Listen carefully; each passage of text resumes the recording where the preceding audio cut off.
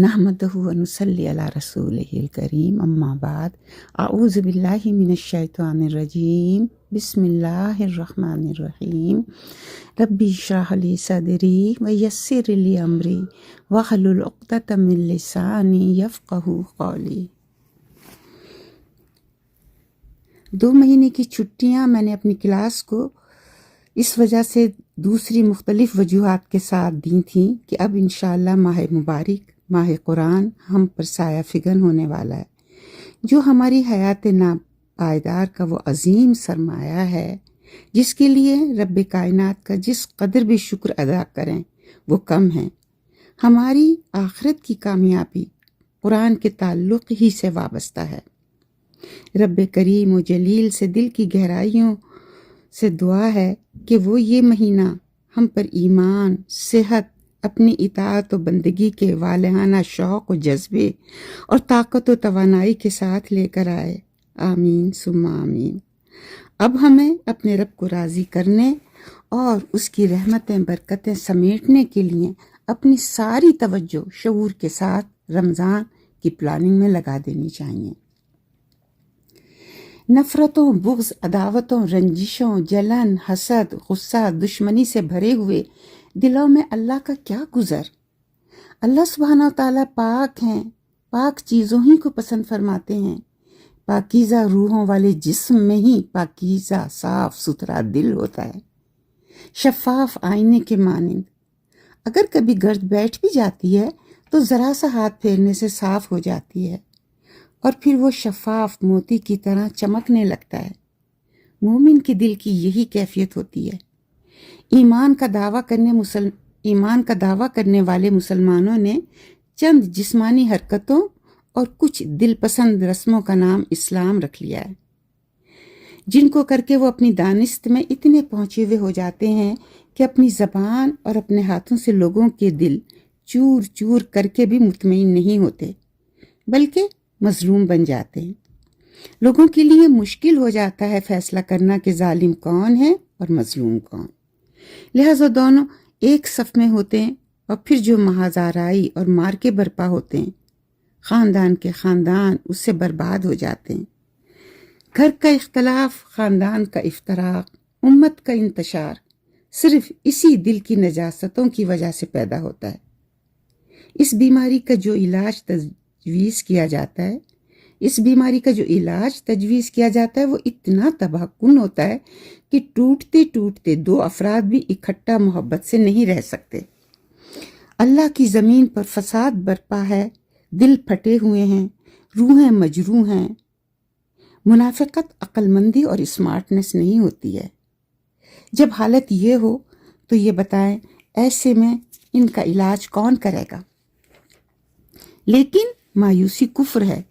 جس دل میں ایمان کی ہلکی سی بھی لو جل رہی ہے وہ مضطرب اور بےتاب ہے۔ اس صورتحال سے امید کی کوئی کرن نظر نہیں آتی، بظاہر گھٹا ٹوپ اندھیرے 4 سو چھائے ہوئے ہیں۔ لیکن جس کا اپنے رب کی ذات بزرگ و برتر پر یقین ہے، اسے اندھیروں کے پیچھے سپیدہ شہر کا یقین ہے۔ 11 ماہ کی گرتی پڑتی دکھوں، غموں، بے چینیوں اور بےتابیوں میں گزرتی ہوئی زندگی کے لیے ابر رحمت کی چند ساعتیں، سکون و اطمینان کے کچھ دن ماہ رمضان کی شکل میں اہل ایمان کے لیے حیات نو، نوید مسرت بن کر آتے ہیں۔ اب یہ ان کے ظرف، جذبے اور شوق پر منحصر ہے کہ وہ اس فیض رحمت سے کتنی اپنی جھولیاں بھرتے ہیں۔ وقت کی بے ثباتی کا گلہ تو ہر کسی کو ہے، اور رمضان تو بڑی ہی برق رفتاری سے گزر جاتا ہے۔ تو کیا یہ رمضان کا مہینہ بھی ہماری اللہ سے بے خوفی، اس سے دوری اور دنیا کے دھوکوں کی نظر ہو جائے گا؟ اگر ایسا ہوا تو ہم خوب سوچ لیں کہ ہماری خطاؤں اور گناہوں کی بخشش کا یہ نادر موقع اگلے سال ہمیں میسر ہو کہ نہ ہو، اور اللہ کی رحمتوں، برکتوں اور نوازشوں کی وہ بارشیں جو اس ماہ میں جھوم جھوم کر برستی ہیں، ان سے محروم ہو کر کہیں ہماری روحیں بالکل ہی سوکھ کر مردہ نہ ہو جائیں۔ چنانچہ ہم مہلت کو غنیمت جان کر، خوب سوچ سمجھ کر بڑے شوق اور جذبے کے ساتھ رمضان کے مہینے کو بہترین طور پر گزارنے کی پلاننگ کریں اور پھر اس ماہ کی ایک ایک مبارک گھڑی سے اللہ کی رحمتوں سے اپنی جھولیاں بھر لیں، اپنے دلوں کے امراض کو دور کر لیں، دلوں کو ساری گندگیوں سے پاک و صاف کر لیں۔ اس کے لیے بے حد ضروری ہے کہ ہم اللہ کے بندوں کے ساتھ اپنے تعلقات کا جائزہ لیں، دوسروں کو الزام دینے کے بجائے اپنی غلطیوں اور خامیوں کا اعتراف کر کے دوسروں کو معاف کر دیں، کیونکہ قطع تعلق کرنے والوں کی نہ دعائیں قبول ہوتی ہیں اور نہ ان کے گناہ معاف کیے جاتے ہیں۔ آپ صلی اللہ علیہ وسلم نے فرمایا، تم اپنے طرز عمل کو لوگوں کے طرز عمل کا تابع بنا کر نہ رکھو۔ یہ کہنا غلط ہے کہ اگر لوگ بھلائی کریں گے تو ہم بھلائی کریں گے، اور لوگ ظلم کریں گے تو ہم بھی ظلم کریں گے۔ تم اپنے نفس کو ایک قاعدے کا پابند بناؤ، اگر لوگ نیکی کریں تو نیکی کرو، اور اگر لوگ تم سے بدسلوکی کریں تو تم ظلم نہ کرو۔ اسی معنی میں وہ حدیث جس میں نبی صلی اللہ علیہ وسلم نے فرمایا کہ میرے رب نے مجھے 9 باتوں کا حکم دیا ہے، اور ان میں سے 4 باتیں آپ صلی اللہ علیہ وسلم نے یہ فرمائی ہیں جن کا مفہوم یہ ہے، میں خواہ کسی سے خوش ہوں یا ناراض، ہر حالت میں انصاف کی بات کہوں۔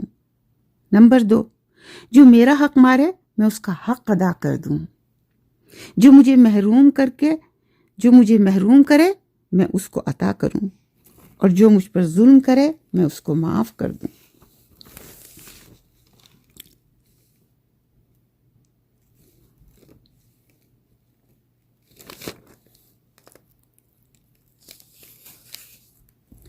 اللہ تعالیٰ سے دعا ہے کہ اللہ تعالیٰ ان باتوں پر ہمیں غور و فکر کرنے والا بنا دے، سوچنے والا بنا دے۔ میری عزیز دوستوں، غور و فکر کے بغیر ہم کچھ نہیں کر سکتے، خواہ ہم ہر وقت اللہ کی باتیں سنتے رہیں۔ ہوتا کیا ہے، ایک کان سے سنتے ہیں دوسرے سے نکل جاتی ہیں، کچھ ہمیں اچھی بھی لگتی ہیں، پسند بھی آتی ہیں، کچھ کو سن کے ہم ارادے بھی کرتے ہیں، لیکن جب ہمارا ارادہ صرف یہی ہوتا ہے کہ ہم نے سن لی، اچھا کر لیں گے نیکی، تو ان باتوں کا چاہے وہ کتنی ہی بہترین باتیں ہوں، چاہے وہ قرآن کی باتیں ہوں، چاہے وہ محمد صلی اللہ علیہ وسلم کی باتیں ہوں، صحابہ کی باتیں ہوں، صالحین کی باتیں ہوں، تھوڑی دیر ہمارا دل ذرا سا دھڑکتا ہے، جذبہ پیدا ہوتا ہے، پھر وہ غائب ہو جاتا ہے۔ کیوں؟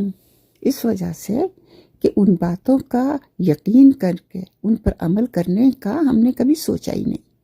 تو میری عزیز دوستوں، ان باتوں پہ غور کیجیے گا۔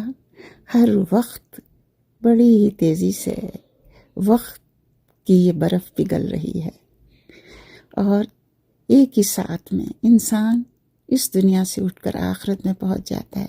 وہ آخرت جو یقینی ہے، وہ ملاقات جو ہمارے سامنے ہے، ہم اس کی کچھ تیاری کر لیں، اور اس کے لیے رمضان سے بڑھ کر اور کوئی دوسرا مہینہ نہیں ہو سکتا۔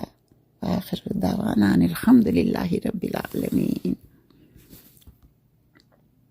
انشاءاللہ تعالی اسی پروگرام کی کڑی یا اسی پروگرام کے سلسلے میں جو میں نے رمضان کی پلاننگ کے لیے آپ لوگوں کے لیے تجویز کیے ہیں، کچھ دنوں کے بعد دوسری آڈیو آپ کو بھیجوں گی۔ السلام علیکم ورحمۃ اللہ وبرکاتہ۔